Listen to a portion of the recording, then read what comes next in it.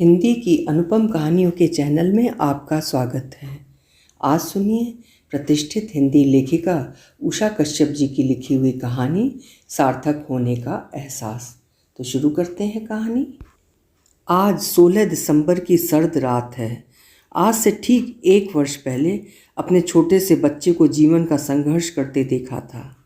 सरकारी अस्पताल के इमरजेंसी वार्ड में मुझे निरंतर भगवान याद आ रहे थे। शायद जीवन में पहली बार मैंने अपने आप को इतना असहाय महसूस किया था। एक आशा की किरण झलकती प्रतीत होती थी तो केवल उस अदृश्य शक्ति से। उस वार्ड में सभी नन्हे बच्चे दुनिया से बेखबर जीवन के लिए जूझ रहे थे। वार्ड में लटकी ईश्वर की 3 विभिन्न प्रतिरूपों की तस्वीरें जैसे मौत के साए को दूर भगाने के लिए लगाई गई थीं। यदि ईश्वर चाहे तो तिनके में भी जान डाल दे और चाहे तो एक स्वस्थ हरे भरे पेड़ को सूखा कर दे। मुझे लगा कि अस्पताल में मैं ईश्वर के अधिक निकट आ गई हूँ। उसका इतना सत्य स्मरण तो मैंने कभी मंदिर में भी नहीं किया। उस वार्ड में 10 बेड थे। हर बेड पर दोनों ओर 2-2 बच्चे अपनी अपनी जननियों के साथ लेटे थे। एक एक ग्लूकोज स्टैंड पर 2-2 बच्चों की ग्लूकोज की बोतलें टंगी थीं। नर्सें और डॉक्टर सारी सारी रात राउंड लगाते। उनकी सेवा व निष्ठा देखकर लगता कि इनका जीवन कितना परोपकार का है। लेकिन एक प्रश्न हमेशा कौंधता कि सरकार करोड़ों रुपए विभिन्न राजनीतिक और सांस्कृतिक कार्यों पर व्यय करती है, पर कभी इन अस्पतालों के विस्तार के लिए कुछ क्यों नहीं करती। अपने सामान्य ज्ञान व अखबारी सूचनाओं के आधार पर मुझे ये आभास था कि सरकार स्वास्थ्य सेवाओं पर व्यय करती है, लेकिन शायद उस व्यय का स्वरूप ऐसा है कि उसका बहुत कम अंश वास्तव में ज़रूरतमंद जनता तक पहुंच रहा है।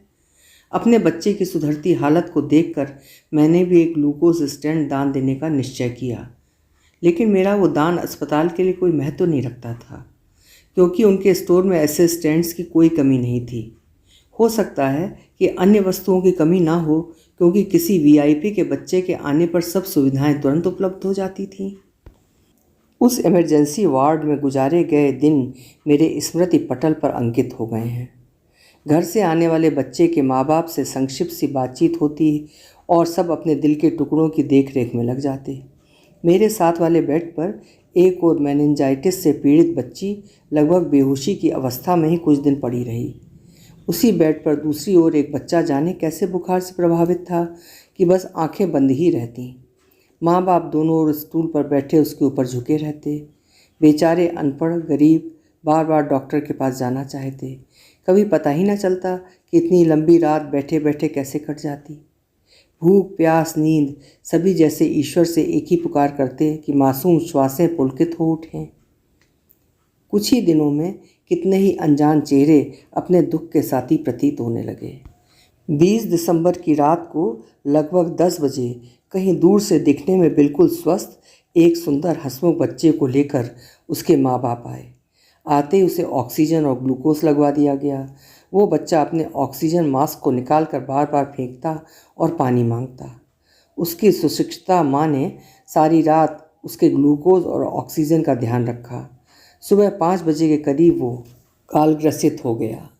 एंसीफेलाइटिस था उसे। नाक और कान से सफ़ेद सा पानी निकला और बस। उस दिन अश्रु नहीं थम सके थे। क्या जैसे जैसे हम वैज्ञानिक उन्नति कर रहे हैं, बीमारियों का स्वरूप भी वैज्ञानिक बनता जा रहा है। यही विचार आता कि ऐसे विकास से तो तभी अच्छे थे जब जटिल बीमारियां ही न थीं। एक छोटी सी बच्ची की माँ जन्म देते ही चल बसी थी। उसे भी कहीं दूर से उसके ताऊ और ताई अस्पताल में ले आए थे। बेचारे इतनी सेवा कर रहे थे कि लगता अभी भारतीय संस्कृति की छाप विद्यमान है।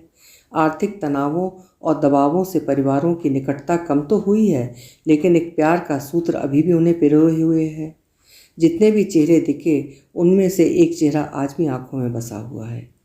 पतला दुबला छोटे से कद का कुछ लंबी मूँछों वाला बाबूराम अपने 3 महीने के बच्चे को लेकर इस वार्ड में आया था।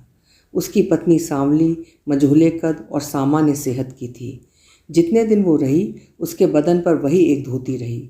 बाबूराम की हरे चेक की सूती चादर दिन में बच्चे के सिरहाने रखी रहती और दिसंबर की आधी रात की कड़ी सर्दी में उसके शरीर को सर से लेकर घुटनों तक अपने में छिपा लेती। नर्स जब भी बच्चे को दवाई देने आती वो सोई रहती। बच्चा भीग जाता, उसकी ग्लूकोज वाली सुई हिल जाती, लेकिन वो बेखबर सोई रहती। मुझे ऐसा लगा जैसे जीवन में पहली बार उसे सोने को ऐसा नर्म बिस्तर और गर्म कमरा मिला हो। नर्स से डांट लगाती तो सर झुकाए हुए बोलती, मोए तो अब हाल ही नींद आई। बच्चे को दूध पिलाते पिलाते वो फिर सो जाती। जाने कितनी दूर से आए थे वो लोग, उनसे मिलने के लिए कोई आया हो मैंने ऐसा कभी नहीं देखा। जब भी खाना व दूध बटने के लिए आता, वो अपने बच्चे के नाम पर थोड़ा सा ले लेती और उसी से पेट भर लेती।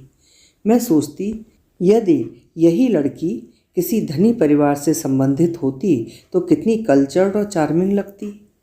कई बार लगता कि रिश्तों और मित्रता का दायरा भी आधुनिक युग में आर्थिक स्तर से कहीं ना कहीं अवश्य जुड़ा है।